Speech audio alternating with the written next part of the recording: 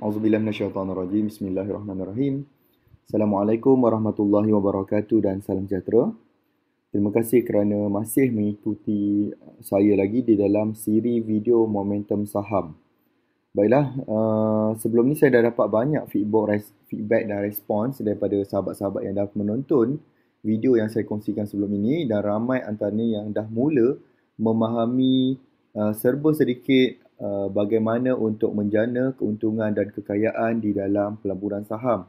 Baiklah, sebelum itu ingin saya menafikan bahawa saya bukanlah seorang pakar di dalam bidang saham, tetapi kebanyakan maklumat saya terima daripada seorang sifu saya yang telah berkecimpung lebih 20 tahun di dalam bidang saham. Okey.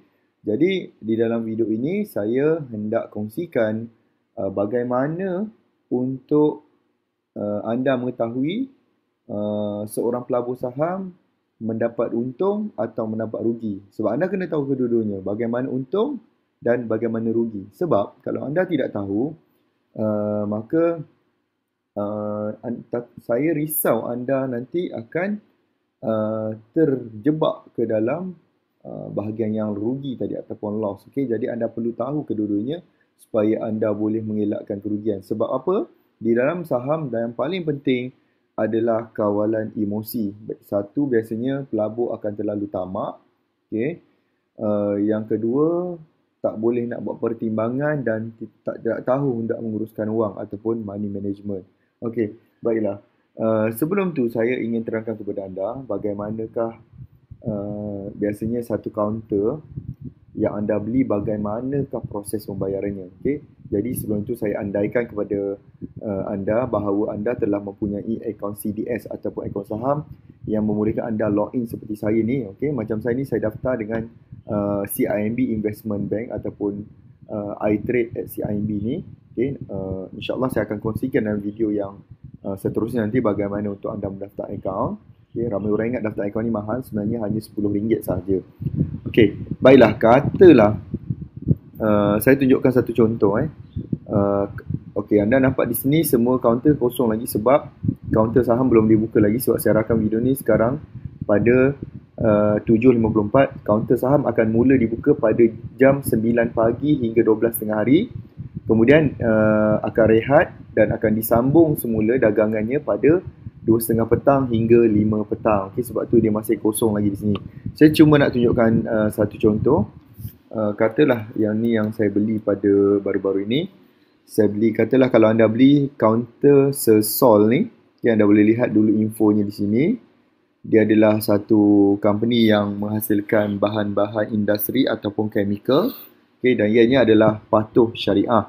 Okay, katalah hari ini anda beli dengan harga 545. Okay, katalah anda beli dengan beli 10 lot contohnya. Maka yang perlu anda bayar adalah, okay, jumlah yang anda perlu bayar adalah seperti berikut. Maksudnya satu unit, okay, saham Sersol harganya RM0.54 tadi, 545. Okay, harganya 545. Maknanya kalau anda beli, contoh saya tunjukkan anda beli 10 lot. Okay, maksudnya harganya di sini adalah 5450. Okay, anda boleh juga beli satu lot tapi ianya terlalu kecil dan keuntungan terlalu kecil juga. Kalau dia naik sedikit, anda masih tidak boleh jual sebab ada brokerage fees yang dikenakan kepada anda.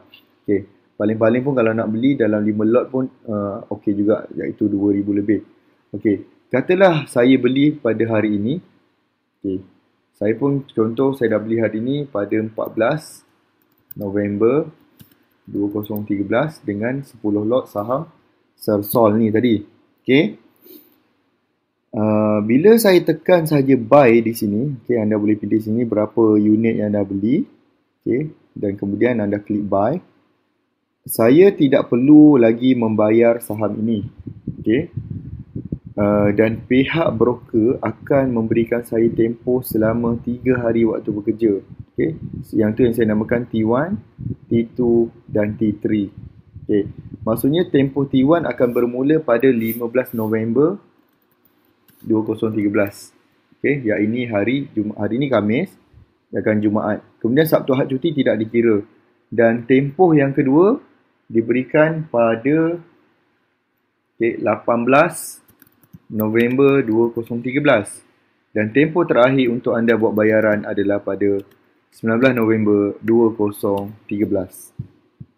Okey, maksudnya ini adalah tempoh akhir untuk anda menjelaskan harga 5450 dan biasanya akan dicampur dengan brokerage fee sebanyak 0.42% daripada 5450 plus dengan duty stamp dengan just duty stamp saja saya adalah hanya beberapa ringgit sahaja, lebih kurang mungkin yang ini anda perlu bayar dalam sekitar 20 ke 30 ringgit saja untuk brokerage dia. Okey. Jadi maksudnya di sini untuk anda membuat keuntungan dalam saham anda ada tempoh 1, 2 dan 3. Dan tempoh yang ketiga ni adalah due date untuk anda mula membayar. Okey. Katalah anda pun beli tiba-tiba pada 18 November 2013 saham tersebut, saham ini katalah tiba-tiba pada waktu tersebut dia naik 1 unit kepada RM 0.60 sen contohnya. Maksudnya di sini anda dah ada beza ataupun nilai 10 lotnya telah pun menjadi sebanyak RM6,000. Di situ. Dan di sini maksudnya anda telah pun membuat untung kalau jika anda jual pada 18 November walaupun anda belum bayar lagi, anda telah mendapat untung sebanyak lebih kurang 5450 lebih kurang RM550. Okey. Plus nanti anda kena tolak dengan brokerage lagi sebanyak 0.42%. Okey, maksudnya anda ada keuntungan lebih kurang 500 plus. Walaupun anda belum membayar. Sekiranya pada 18 November, saham ini telah pun anda jual, maksudnya anda tidak perlu membayar apa-apa dan pihak broker yang akan bank in keuntungan ini ke dalam akaun anda. Okey, maksudnya di sini anda membeli saham ini dan buat keuntungan tanpa modal yang anda keluarkan. Yang ini yang kita panggil dia pelaburan saham tanpa modal ataupun kita trade dalam jangka pendek. Okay, ini salah satu cara usahawan ataupun pelabur saham membuat keuntungan. Okey. Dan pastikan setiap apa saham yang anda beli, duit ini memang ada di tangan anda. Okey, jangan beli dengan tangan kosong ataupun tiada duit. Okay, inilah yang biasanya akan berlakunya kerugian kepada seorang pelabur saham. Okey.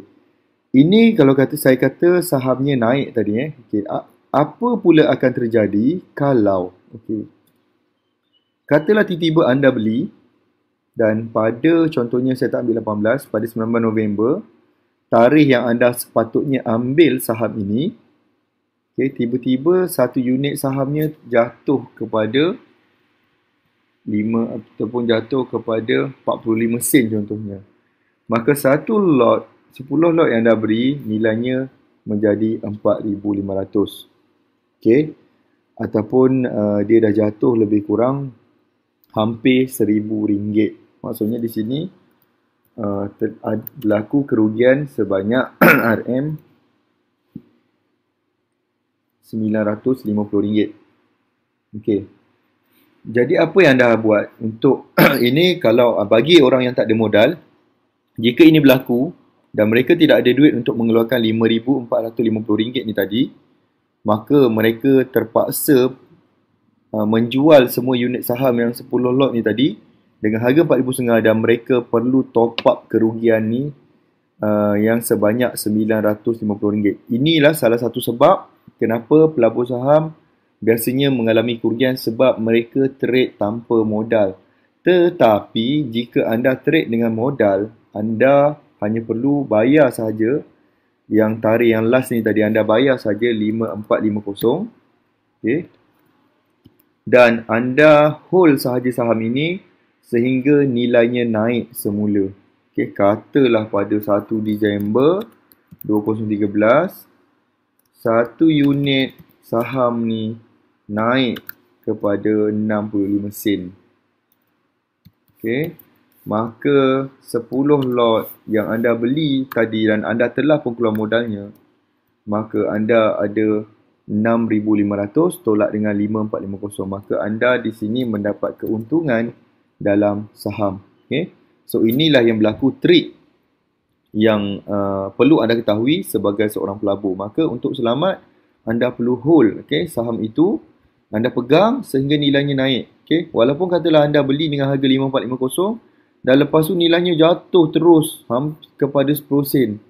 Apa yang anda perlu buat? Anda hanya perlu biarkan sahaja sehingga kaunter tersebut naik semula ke tahap yang anda beli tadi dengan sedikit keuntungan, ataupun waktu itu saham itu telah pun naik dengan nilai yang tinggi tadi dan anda boleh buat keuntungan. Sebab tu dalam saham ini yang kita panggil dia holding power. Hold, sebab anda boleh hold duit counter tadi dengan satu tempoh dan anda tidak ada masalah. Sebab tu dalam saham anda hanya laburkan duit yang anda tidak gunakan, dan duit tadi memang anda bertujuan untuk sebagai simpanan anda. Jangan gunakan duit gaji ataupun duit yang anda perlu untuk membuat perbelanjaan. Gunakan duit yang memang anda niat untuk dilaburkan di dalam saham dan niatkan ianya sebagai satu simpanan.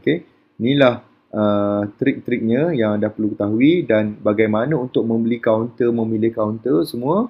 InsyaAllah saya akan aturkan nanti satu sesi dengan Sifu pelaburan saham saya, yang mana saya tunjukkan kepada anda hari semalam saja. Ni adalah screenshot daripada beliau.